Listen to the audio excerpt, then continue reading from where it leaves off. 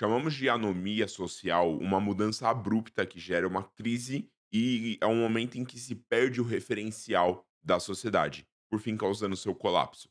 A gente tem múltiplos exemplos aí no meio da história e quando a gente entende que toda, e aqui ressalvas ao conceito, né, que está suspenso na literalidade pelo bem da nossa narrativa aqui, tá certo? A toda sociedade de solidariedade mecânica, ou seja, uma solidariedade em que as funções do indivíduo na sociedade são colocadas a partir das suas qualidades, a partir de suas capacidades, essa sociedade encontra o seu colapso. Aqui a gente entende que é um ciclo vicioso. Grandes impérios, os ápices do que se interpreta como ideal da organização social, todos tendem a ruir reféns de uma erosão natural do tempo. A gente tem os grandes exemplos, né?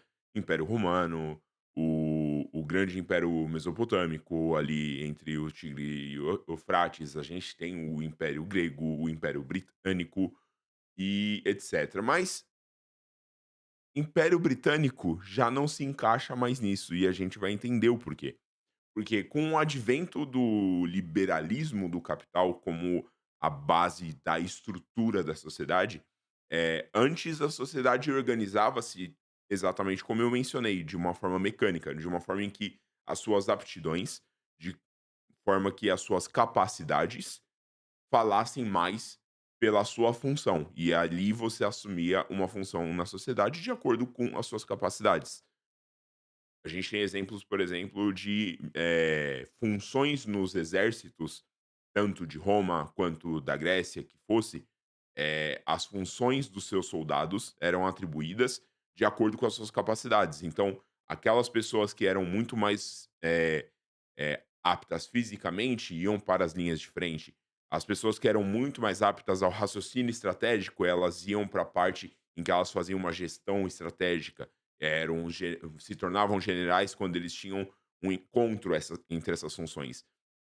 Aqui a gente está falando de uma visão generalista. Essa analogia do Durkheim é um pouco complexa e um pouco problemática se a gente for analisar com uns olhos um pouco mais críticos, porque a gente entende que ele fala sobre a função mecânica do papel do homem e da mulher dentro da sociedade, e a gente entende que isso não faz sentido. Mas isso principalmente porque nós vivemos uma sociedade que enxerga de uma forma um pouco diferente, principalmente quando se atribuía funções físicas, e isso apela muito ao primitivismo, né, e a gente já não é uma sociedade que vive do primitivismo. E retornando, com o advento do liberalismo, né, com a forma de estrutura de sociedade através do capital, a gente, ao invés de ir pelas afinidades, pelas aptidões, pelas suas capacidades, agora organiza-se por privilégios e posições. Títulos são comprados, posições são escolhidas, as funções são direcionadas em prol de manter-se o status quo. Geralmente, se você nasce numa família que já tem um status, essas atribuições são retornadas para você. Enquanto numa sociedade mecânica, se você nasce numa família de soldados e você nasce mirradinho, você não consegue levantar muito peso, provavelmente suas atribuições sociais vão ser para outras coisas. Pessoas perdiam títulos de nobreza antigamente por conta disso, inclusive.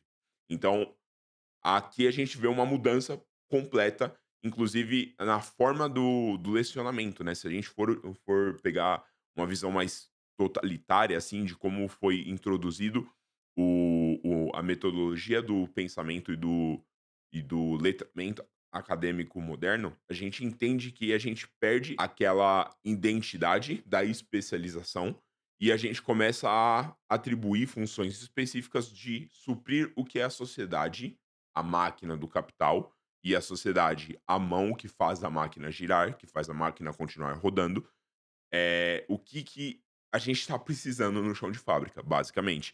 E aí começa a perder-se aquele letramento, em que nas universidades anteriormente ensinava-se cultura, política, incentivava-se o diálogo, a discussão, e hoje a universidade é uma linha reta, né? E a gente vê, inclusive, como isso vem causando crises na nossa sociedade como um todo, né? Esse modelo que a gente vive, que é um modelo mais flexível, de certa forma, mas na verdade é um modelo de cordas sendo puxadas.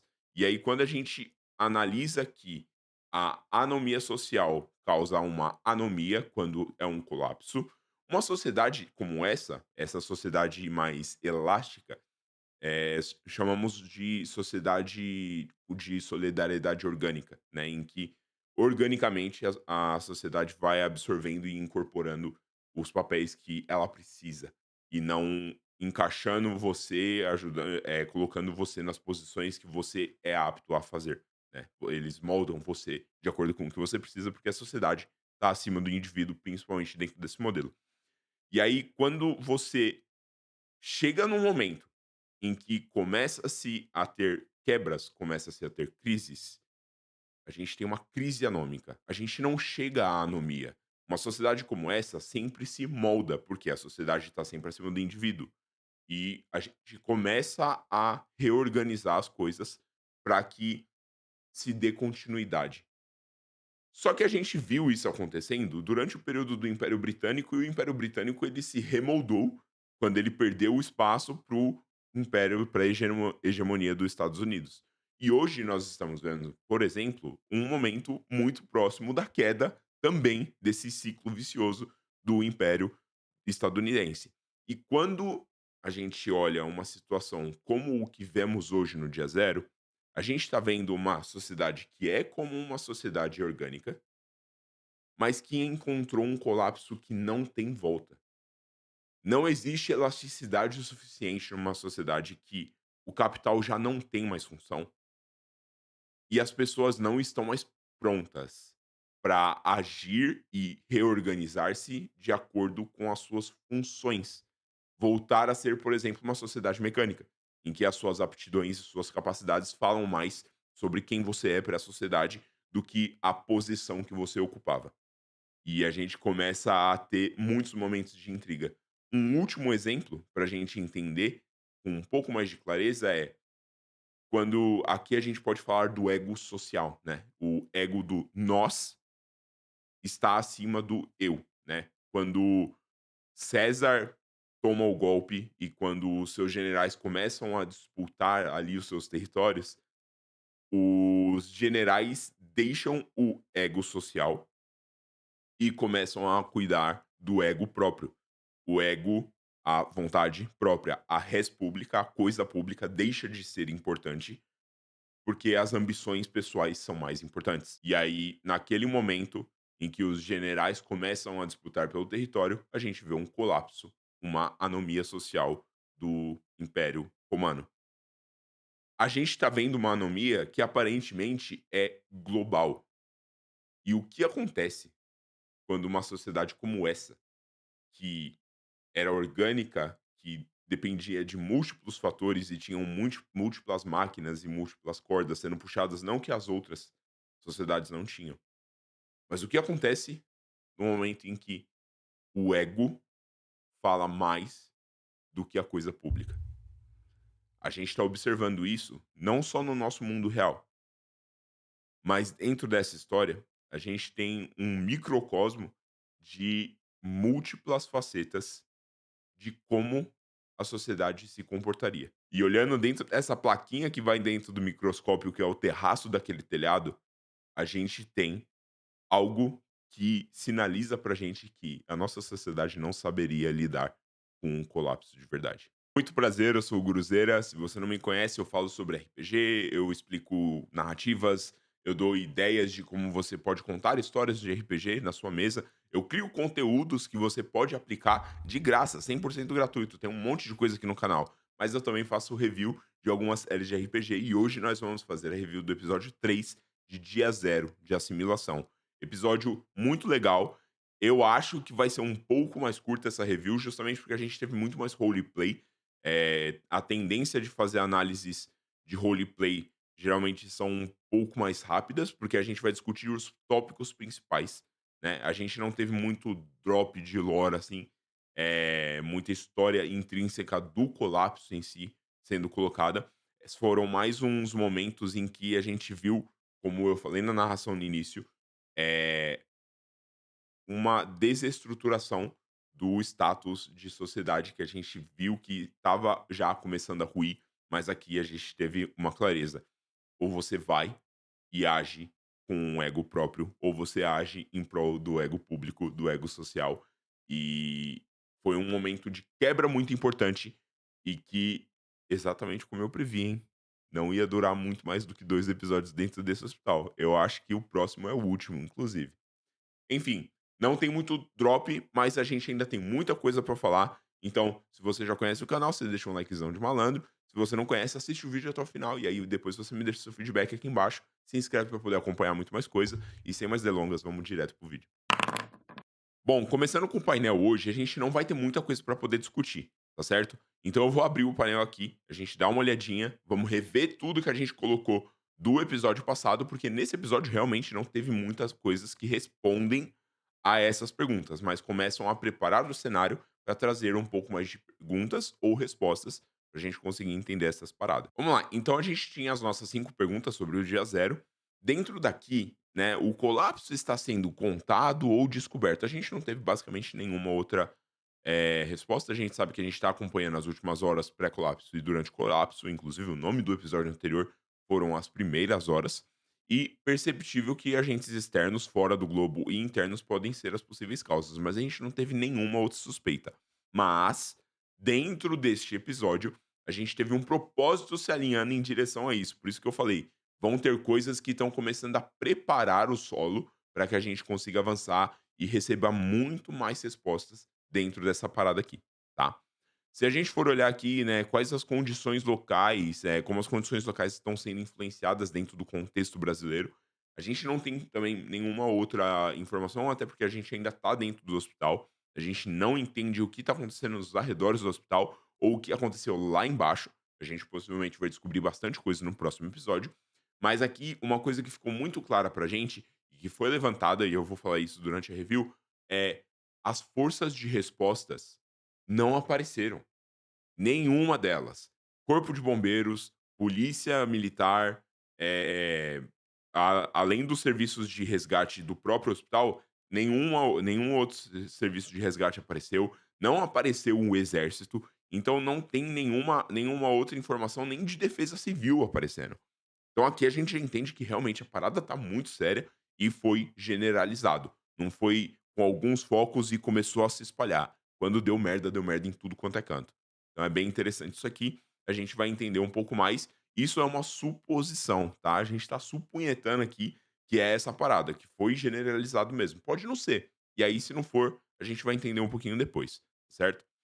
Quais as ligações posteriores? A única coisa que foi adicionada aqui nesse quadro por enquanto é o grupo do hospital para o futuro. E a gente, vocês vão entender exatamente isso aqui no final do review. Na verdade, vocês já deviam entender, porque não faz sentido assistir a review sem assistir o episódio também, rapaziada. Pelo amor de Deus. Grupo do hospital. A gente sabe que essa quebra já estava por vir. Não sabemos se essa rapaziada vai aparecer de novo na história. Se não aparecerem, será que vai ter alguma ligação? Porque uma coisa que a Lívia menciona no meio do episódio, que é muito interessante, que é ligado inclusive com o propósito que eu mencionei, é que tem pessoas lá que podem ajudar a entender essa parada. Então, eu acredito que o grupo do hospital vai acabar ainda tendo algum peso pra gente. Vamos ver isso ao longo da história, tá certo? Por que o parasita se manifesta dessa forma? Por enquanto também nada. A única coisa que a gente tem aqui, que a gente precisa entender, e eu coloquei no tópico lá de cima, a gente viu que tem outros tipos de ou outros tipos de manifestações, né, que não os frenesim, já logo de imediato, né. Repetindo o que eu mencionei da última vez, geralmente quando a gente vê essas histórias de apocalipses e etcétera, ou é uma carga viral muito grande, né, apocalipse, né, fins de mundo, eu já expliquei o conceito, assiste a outra review. Se a gente for olhar, ou é uma carga muito forte, uma carga viral muito forte, que causa uma mutação extrema, ou é o tempo. A gente não tem o fator de tempo. Então, o que causa que as mutações sejam diferentes já logo de cara? Por que a carga viral, né, no caso, porque o parasita tomou tanto dessas pessoas tão rápido, né? A gente tem a aparição da criatura que fez barulho do último episódio, e a gente provavelmente vai iniciar o episódio seguinte já encontrando, encarando o bichão. Mas assim, Uma parada que me pega muito, eu tô falando aqui, eu tô olhando pra carinha deles, que eu tô com um frame pausado, assim, com todos eles aqui, ó, só refletindo. Eh, como essas pessoas já perderam tanto no cabo de guerra pro Parasita? Há quanto tempo o Parasita tá incubado nas pessoas, né? Então eu acho que isso aqui é algo interessante da gente colocar, porque a gente não sabe, eu tô colocando há quanto tempo o Parasita habita as pessoas aqui, porque a gente não sabe se foi uma parada localizada ainda, tá? A gente não tem nenhuma informação global, a gente tá olhando somente pro Limoeiro, né? No meio da história, eles já falam de outras cidades e então eles já estão assumindo, aqui pelo menos entre os personagens, que deu merda generalizada mesmo. A gente não sabe. Quer dizer, a gente sabe, mas a gente finge que a gente não sabe. Vamos ver como que vai ser essa parada, porque logo a princípio pode ser que ainda tenham lugares seguros, né. Mas há quanto tempo o parasita habita nas pessoas para que elas tenham perdido tão rápido no cabo de guerra? Será que ele afeta mais pessoas que estavam mentalmente instáveis, e aí por isso a determinação já estava meio fodida e aí o parasita só tomou conta delas? A gente não tem como saber muito bem, né. Será que o bichão é o paciente que atacou a Lívia? Isso também a gente vai precisar entender um pouco melhor. E aí a gente tem aqui o que causou o colapso de dia zero, tá? Eh, Aqui a gente tem algumas coisinhas. Gatilho a partir do sol, não infectados já tinham manifestações de assimilação, que foi o que eu tinha mencionado, que eles já sangravam, né, e os pacientes infectados já em estado avançado. Lembrando que inclusive a gente monta esse painelzinho todo com coisas do episódio anterior para preparar a análise do episódio 3. Aqui realmente não teve muita coisa nesses últimos 2 episódios, a gente não teve um drop de lore muito cabuloso, mas uma coisa que foi muito importante dentro desse episódio aqui, foi um documento que a Lívia puxou. Então todas as constatações que serviram para o episódio 2 e 3 preparam a pra gente receber as informações que vem no 3 e 4, e eu acho que a gente vai acabar seguindo um pouco nesse ritmo, de a cada 2 episódios, a gente vai recebendo mais informações para poder adicionando dentro desse dessa densidade do painel.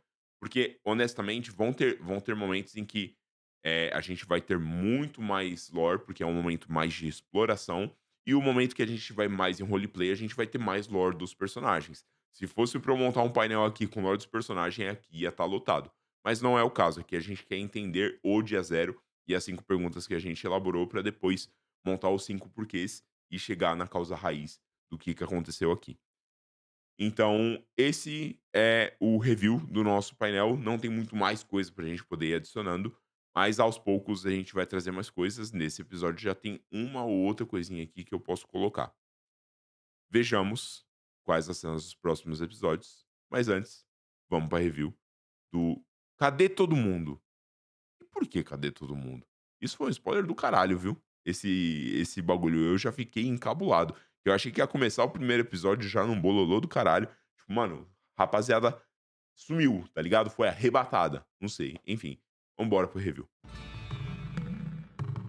O episódio começa com eles processando um pouco o que aconteceu depois daquela luta. O Dr. Felipe tá com um machucado ainda no pescoço, o Ítalo chama pela Liv e pela Clara pra poder ajudar. Ele recusa ajuda e fala que eles precisam avisar as pessoas lá em cima que agora tá tudo aparentemente seguro. O Malik, ele percebe que o Theo tá fodido, eh, caído no canto, mas o Theo não tá conseguindo reagir ainda. E ele e o Juan começam a conversar. Na discussão, eles falam: "Pô, cara, a gente vai ter que avisar a rapaziada, vamos se organizar, porque esse pai ainda não tá seguro". Enquanto o Malik vai atrás do Ítalo e do Theo, o Juan vai atrás da Lívia e da Clara, que foram imediatamente atrás dos recursos para poder mapear as paradas. Mas, especificamente, a Clara estava muito interessada no alimento. Ela queria, eh, garantir o dela antes de todo o restante das pessoas descerem. A gente vai novamente fazer aquele acompanhamento, né, entre todos os grupos separadinhos, né, pra gente poder fechar essa parte da história, e aí a gente avançar, porque honestamente, não tem muita coisa pra gente poder ir falando, tá, exceto essas discussões. A gente tem muitas cenas de roleplay que eu não vou ficar falando pra também não estragar a experiência. Mas o Theo, ele ainda naquele momento de introspecção, com aquela mecha enorme do cabelo dele arrancada, ele tem uma cena muito bonita em que ele faz uma despedida do avô, ainda sentindo esse processo da alimentação, da assimilação com relação principalmente à fome dele, começando a se manifestar. Eh Enquanto o Malik chega nele e fala: "Cara, eu preciso de você aqui, pé no chão, vamos se organizar pra gente poder separar as paradas". Tem muitas cenas desse roleplay em que eles começam a falar das necessidades dele, eu não vou entrar em muito spoiler aqui se você não assistiu ainda, porque essa parada me pegou muito, tá. Mas eles vão em direção também a Clara e a Lívia, junto com o Juan, que estavam procurando recursos, conseguiram encontrar uma quantidade relativamente ok de recursos, e eles começam a discutir. A gente vai compartilhar essa parada, como que vai ficar essa partilha? O Theo, desesperado, tenta tomar, inclusive, a comida da mão do Juan, que tinha encontrado umas bolachas, e o Juan, preocupado com o menino, acaba resistindo e dá uma bolacha pro Theo, mas ele acaba fazendo, inclusive, uma rolagem assimilada por conta disso, o instinto falando mais alto. A gente tá vendo isso cada vez um pouco mais presente em cada um deles, né. Eh, Durante essa discussão toda, eles tinham subido antes, né, Ítalo, Malik e o Doutor Felipe. O Theo foi junto, só que o Theo sem verbalizar praticamente nada. Bateram a porta, eles queriam testar o acesso, inclusive o Theo estava tentando ouvir como que estava a comoção lá em cima, se eles estavam falando sobre não deixar eles subirem, e realmente as pessoas estavam desesperadas, não queriam que eles subissem. Mas eles conseguem se comunicar, tentando convencer as pessoas a abrir, e as pessoas não queriam abrir, até que o Malik começa a chamar pela Kiki. A Kiki começa a brigar com a rapaziada do outro lado da porta, mas o Doutor Felipe fala: "Não, beleza, ó, a gente tá bem, vamos organizar as paradas aqui, e aí vocês descem, tudo certo". O Ítalo concorda, ele faz o argumento pro Malik de que é, é mais seguro até para essa pessoa que ele se preocupa, e aí o Malik muda de ideia. Eles voltam e começam a mapear as coisas lá embaixo. Quando junta praticamente o grupo inteiro, eles começam a discutir sobre, novamente, a divisão e sobre os direitos de escolha e o poder de tomada de decisão que todo mundo deveria ter dentro do grupo. E a partir daquele ponto, a gente consegue ver que parece estar se criando uma comunidade. O próprio Hakim menciona que eles liberaram a mecânica de base. Eu não vou falar sobre essa mecânica aqui, a gente eventualmente vai ter ela no fichando, mas se você quiser, tem uma explicação já dentro do próprio RPG que o Hakim falou sobre como que vai ficar essa parte de gestão de base, recursos, etc. Tem barrinhas lá de atributos para a sua base que vão te dando benefícios ou malefícios para eventuais, por exemplo, conflitos que poderiam acontecer, tá?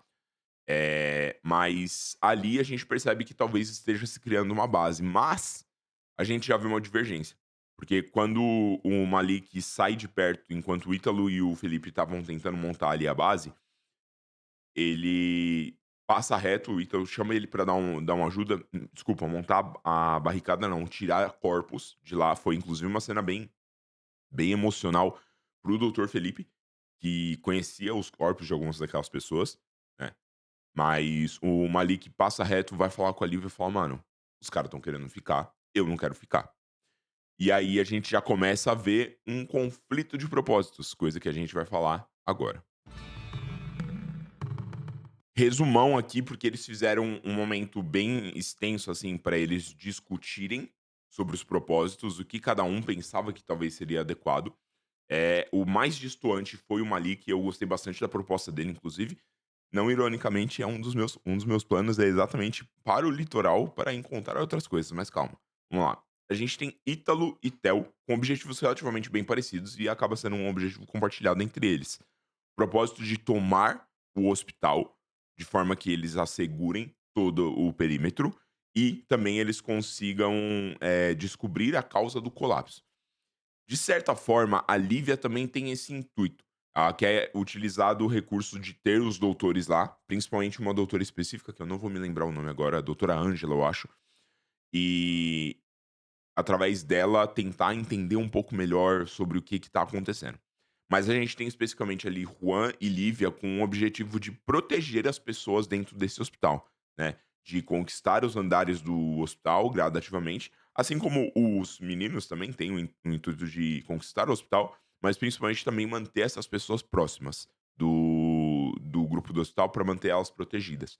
São os que são um pouco mais empáticos com relação a especificamente essas pessoas, mas sendo que o Ítalo também é uma pessoa extremamente preocupada com o grupo no entorno. Inclusive, a gente pode já dizer que o propósito da Lívia e do Juan foi ativado, porque eles já começaram a assegurar andares, né?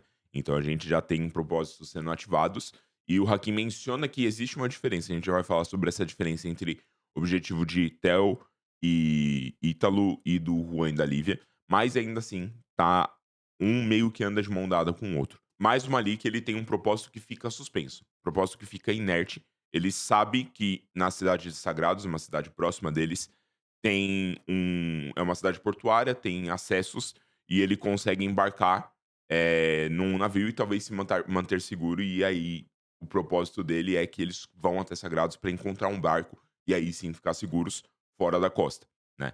A gente sabe, pra quem olhou no livro, que tem umas paradas que não vai estar tão suave assim no mar não. Mas é um bom plano, mas principalmente por conta de priorização, e para o momento que eles estão, esse é um plano a longo prazo, que talvez a gente veja sendo realizado, por exemplo, para o final dessa campanha. Até então, esse propósito fica inerte, e aí o Malik aguarda. Mas ele adere a esse propósito coletivo, então, de fugir do hospital como um passo em direção a esse objetivo de ir para Sagrados. Especificamente na diferença do que Lívia e Juan objetivaram o propósito deles, eles querem manter as pessoas mais próximas do grupo seguras. Ou seja, então, se eles perderem qualquer uma dessas pessoas, pode ser minado esse propósito pode mudar ou ele pode ser adaptado. Então, aqui a gente já tem um grande problema. É um propósito que já está em andamento, né? A partir do momento em que eles se trancam em cima do telhado, eles já estariam indiretamente com esse propósito funcionando. Mas é um perigo, é um problema, e a gente vê logo pro final desse episódio exatamente um ápice do perigo do que eles podem passar por ali. E eles precisam urgentemente sair desse hospital, porque honestamente não acho que eles vão durar muito por conta das decisões que eles tomam. Mas a gente já tem então definidos os propósitos então desse grupo como um todo, sendo o do Malik o único propósito que ficou inerte, está suspenso até que eles completem os propósitos do grupo como um todo, que é assegurar o hospital, cuidar das pessoas próximas do grupo e sair do hospital para descobrir, tomar o hospital inteiro para conseguir descobrir o que aconteceu e aí talvez eles podem pensar num plano B, de sair dali. Até porque outros deles também têm família do lado de fora e querem saber o que aconteceu com suas famílias. Tendo assegurado então ali o oitavo andar, o grupo começa a se distribuir, com um todo, certo? Com relação a recursos, etc. Existe um problema em que eles começaram a fracionar, a racionalizar a quantidade de alimento distribuído para cada uma das pessoas. O Malik ainda tendo em mente que ele tem o linguiça do lado de fora e que ele tem as outras pessoas ao redor dele, apesar de estar junto das outras pessoas dentro desse propósito, e ele especificamente escolheu juntar-se ao propósito de Juan e Lívia, né, que é assegurar a segurança das pessoas ao redor e proteger esses andares do hospital gradualmente. Ele vai e toma uma decisão que acaba mudando por completo e estoura aquela corda que estava, assim, já estava por alguns fios, né, já estava muito, muito frágil esse vínculo que eles tinham criado com essas pessoas. Pouquíssimas pessoas gostavam realmente deles, mas o Malik causou o último estopim para que isso tudo se encerrasse. Quando eles começam a se organizar, tem separadas porções específicas para cada uma das pessoas. O Malik decide pegar não uma, nem duas, sendo que era uma para exatamente cada pessoa. Ele pega 4. E quando ele vai pegar a porção a mais, as pessoas percebem. O gordão que tinha conversado com ele antes, que ele tinha dado um papo de tipo: "Mano, não, porque, você tá ligado que nós se ajuda e não sei o quê". Inclusive agride o Malik. O grupo todo começa a discutir. Algumas pessoas do nosso grupo, o Kiki, a Lívia e o Juan abrem mão das suas porções para que o Malik continue com a porção dele, mas a gente vê que claramente tem um problema ali, né. O Theo é uma pessoa que precisa muito se alimentar, mas ele consegue, apesar da assimilação dele, o background dele, né, as características do personagem, a gente também vai falar disso depois, eh, deu uma equilibrada, e aí ele não sofreu tantas consequências assim. Mas, assim, foi um processo complicado de quebra e que trouxe consequências muito grandes.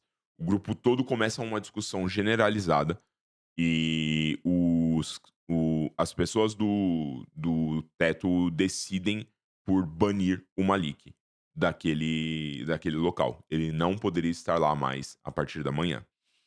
O grupo todo se isola, vão todos para o mesmo quarto. O Ítalo ainda manifesta a insatisfação dele com o agir do Malik e com as decisões que ele tomou.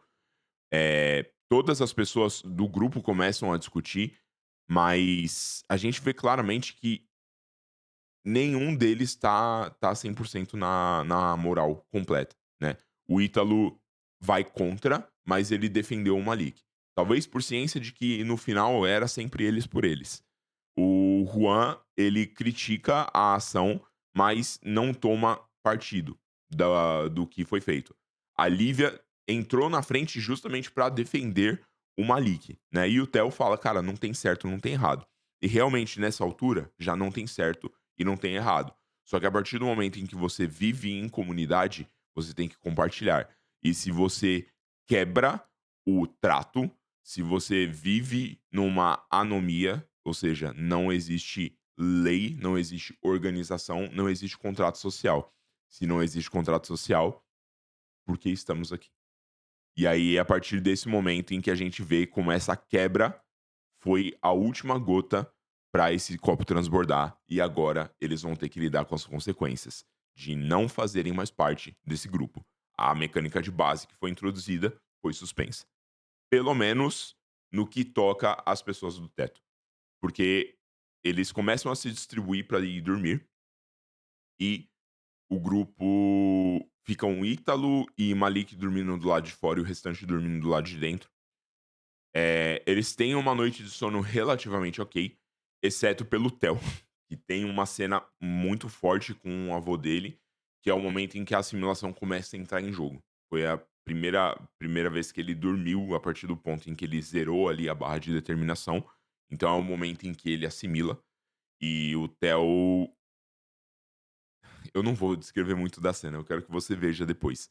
Mas o Theo, ele adquire, por fim, então, a sua assimilação, que faz a gente entender que, assim que ele sai, inclusive, ele vai direto na mesa onde estavam as coisas. Mas o Theo, se não fosse o Malik fazendo isso ontem, seria o Theo fazendo isso hoje, tá? Eram coisas que eram inevitáveis. Haveria essa quebra de qualquer forma. Mas o grupo desperta. E eles despertam percebendo que não tem mais ninguém ali. Tudo está em silêncio. As rolagens, inclusive, não auxiliaram eles de ouvir algumas coisas, mesmo tendo pessoas com sono leve. Eles começam a bater na porta do telhado e ela tá trancada. Ela não se mexe. Ninguém se manifesta. E eles começam a vasculhar, andar por andar. A barricada já não tá mais lá no oitavo. Eles descem até o sétimo. Eles descem até o sexto. Eles descem até o quinto. Se eu não me engano, nesse momento estão Ítalo, Malik e Theo. O restante ficou na parte de cima. Não, o Malik estava fazendo armas junto com a Kiki. A Lívia estava estudando a documentação, a gente vai falar disso. E foi Ítalo, Juan e Theo. E quando eles descem, eles chegam até o quarto andar para encontrar o quarto andar completamente barricado com um bilhete. esse é o último favor que nós fazemos pra vocês". E realmente, a gente vê como é muito claro dentro da própria mecânica de base, fazer as coisas em comunidade, em conjunto, né, com uma organização dessa micro sociedade, as coisas processam muito mais rápido, cada um assume funções naquilo que são mecanicamente aptos, e aí as coisas começam a funcionar. Mas eles não agiram como sociedade até então. E por isso foi tão difícil tomar um oitavo andar durando um episódio inteiro, praticamente, pra conseguir. Mas eles entendem: "Pô, beleza, a gente tem que continuar, vamos vasculhar", mas muito possivelmente todos os andares também já foram luteados, até porque mais pessoas para poder procurar, mais olhos para poder encontrar coisas que eles não encontrariam. E falando em olhos, eles começam a observar uma fresta. Eles fazem barulhos, principalmente o Juan continuou falando alto, e um barulho grave de alguém quase como se sufocando começa a vir na direção deles. E eles veem essa criatura muito grande, cheia de bolhas de pus, como se explodissem e fizessem um gás, se eu não me engano, é um gás esverdeado. Aqui a gente associa claramente com aqueles bloater, né, de todo jogo de zumbi vai ter uma criatura dessa, né, que é um grandão que explode, essas paradas. Tem o Blister ali do Resident Evil 9, por exemplo. E aí, qual que é a parada aqui? Eles tentam sair. E eles tentam sair de fininho, eles realmente fazem as solagens, mas assim, as solagens já não estavam mais do lado deles. Talvez a sorte tenha parado pra eles a partir do momento que aquele bilhete foi deixado pra trás, junto com eles. E agora a criatura começa a gritar e vai tentar atravessar essa barreira. A gente encerra o episódio com esse cliffhanger de: "E aí? A gente vai entrar em combate? Eles vão conseguir fugir? O que que a gente vai fazer?". A gente vai voltar um pouquinho pro momento em que a Lívia pega esse papel do paciente.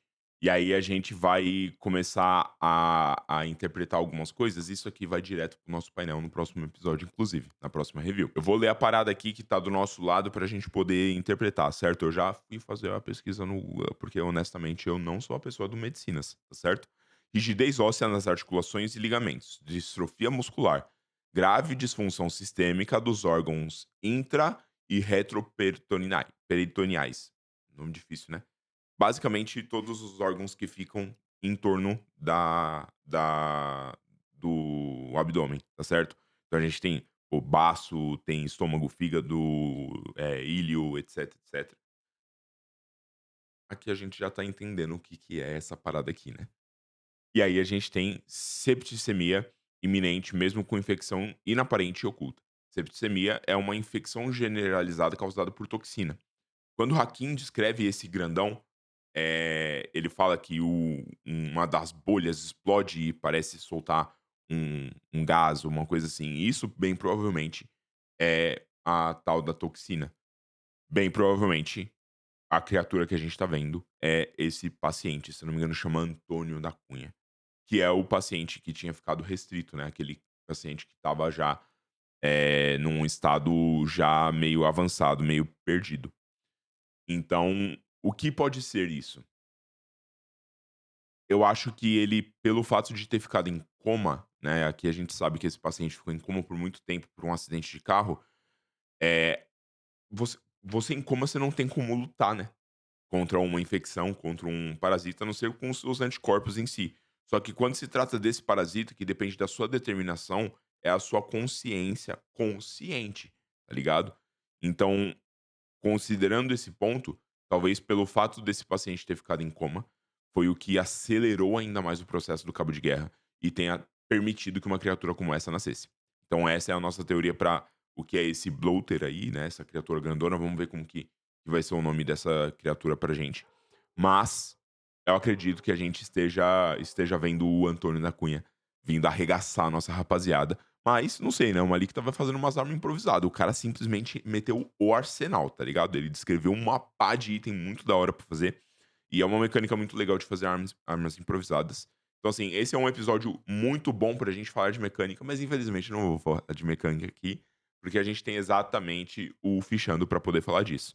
Eventualmente a gente vai chegar nesse ponto, mas durante o episódio o Hakim faz todas as explicações necessárias. Mas é isso, vídeo curtinho hoje, né? Review curtinha, porque hoje essa review desse episódio foi muito mais relacionada a pontos específicos. Não teve tanta coisa assim de drop de lore pra gente poder pegar e analisar e ligar pontos. Foi muito mais roleplay. E como vocês já devem saber, ou se você ainda não sabe, eu digo, eu não gosto de ficar analisando muito o roleplay específico dos jogadores. Eu já mencionei isso lá no comecinho. Então, pra experiência completa, óbvio, isso aqui não é standalone. Você precisa assistir o episódio junto. A gente tá pra chegar aí o episódio 4. Eu tô gravando, rapaziada, e editando conforme eu vou conseguindo, tá? Infelizmente, eu não consigo soltar sempre no comecinho da semana. Às vezes vai cair no dia antes do episódio. Mas, nesses casos, assim, que chega muito perto do episódio, eu tento fazer mais curtinho pra você conseguir assistir, refrescar a cabeça, pra poder começar o próximo episódio logo em seguida. Fechado? Então é isso, espero que você tenha gostado. Deixa aí seu feedback, seus comentários, deixa um like se você gostou do conteúdo. Se não gostou também não tem problema nenhum. É isso, tamo junto. Beijocas, tchau, tchau.